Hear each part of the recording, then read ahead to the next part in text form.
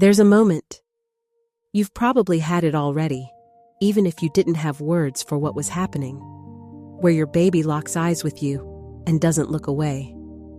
Not the darting glance of a newborn tracking movement, but something steadier and more deliberate than that. A gaze that lasts long enough to make you feel inexplicably like you're being studied. Like something behind those eyes is working very hard, paying very close attention to you specifically, and you find yourself holding still without quite knowing why. The way you do when something quiet and important is happening and you don't want to interrupt it.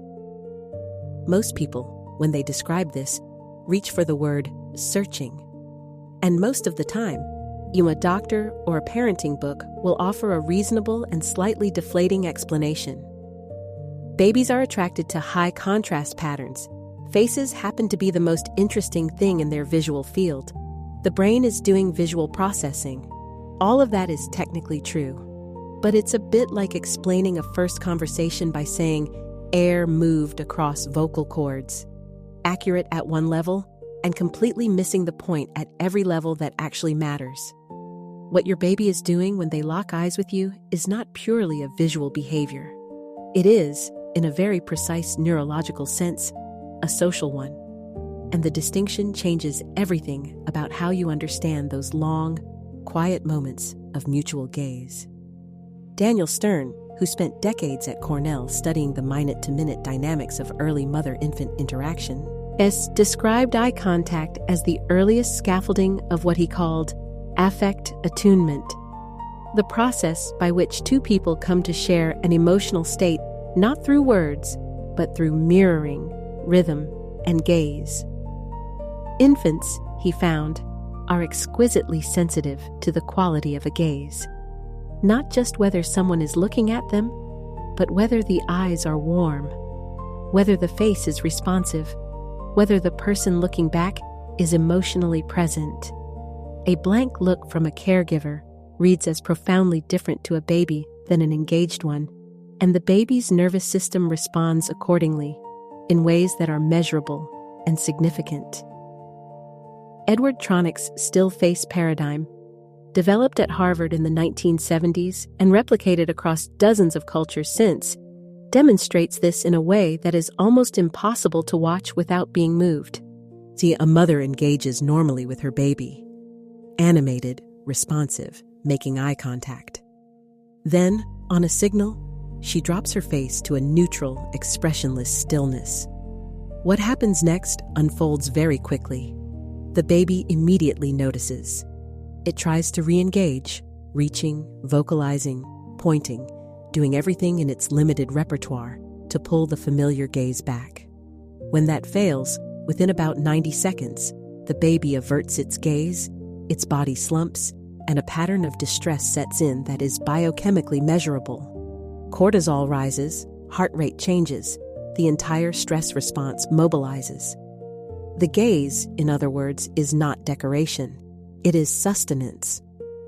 What makes this more remarkable is what researchers studying neural coupling have found when they looked at what happens in the brains of a parent and baby who are making eye contact.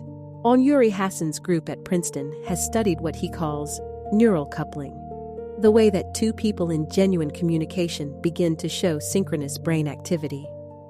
In adults, this coupling is associated with mutual understanding and successful communication. In parent-infant pairs, researchers at the Norwegian University of Science and Technology have found similar synchronies emerging during periods of mutual gaze, even before the baby is capable of language. The gaze isn't just a social signal. It appears to be the earliest mechanism by which two brains begin to align with each other, to literally coordinate their activity in a way that facilitates the transfer of emotional information. This matters because your baby, in those moments of locked gaze, is doing something more specific than looking at a face. They are learning your face, not as a visual object, though that's happening too, but as a map of emotional information that they will spend the next several months decoding in increasing detail. The responsiveness of your eyes, the micro-expressions that precede your smile, the particular shift in your face when you're tired versus when you're fully present. Researchers studying gaze in the first year consistently find that infants extract far more social information from the eye region than from any other part of the face, which is why human eyes, uniquely among primates, have visible white sclera. It's a feature that evolved specifically to make gaze direction legible to other humans from across a room. The baby staring into your eyes isn't just engaged in visual preference. They are, in a very real sense, learning to read you. There is also what happens chemically. Ruth Feldman at the Interdisciplinary Center in Herzliya has spent years measuring oxytocin levels in parent-infant pairs across moments of interaction. And her findings consistently show that mutual gaze, specifically eye contact between caregiver and infant, triggers oxytocin release in both parties simultaneously. The parent looks at the baby holds the gaze, and both nervous systems receive a signal that translates, biologically, as, "This is safe, this is bonded, this is my person." Feldman's research also shows that the more frequently and consistently these moments of mutual gaze occur in the early months, the stronger the oxytocin response becomes over time. Which means the feeling of deep recognition you get when your baby looks into your eyes isn't a nice accident of parenting.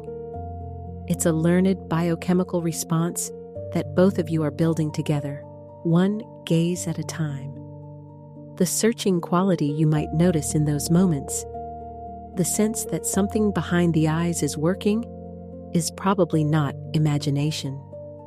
Andrew Meltzoff's research at the University of Washington on early imitation has shown that even very young infants are doing active prediction work during face-to-face interaction, modeling what the other person is likely to do next, comparing expectations to outcomes, updating their mental map of the other person's behavior in real time.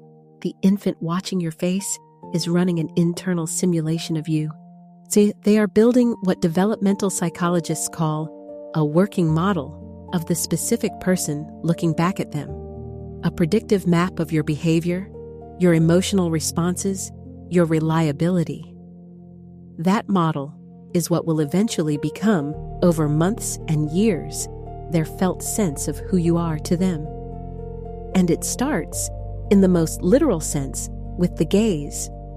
One honest note worth adding: if you have a baby who consistently averts eye contact, who seems to actively look away from your gaze rather than into it, and if that pattern persists past the newborn stage, where some gaze aversion is entirely normal, it's worth mentioning to your pediatrician.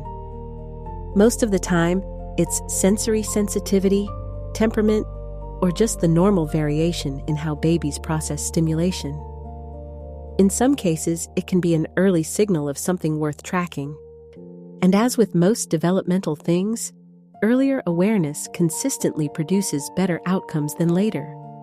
You are the one who knows what normal looks like for your baby. Trust what you notice.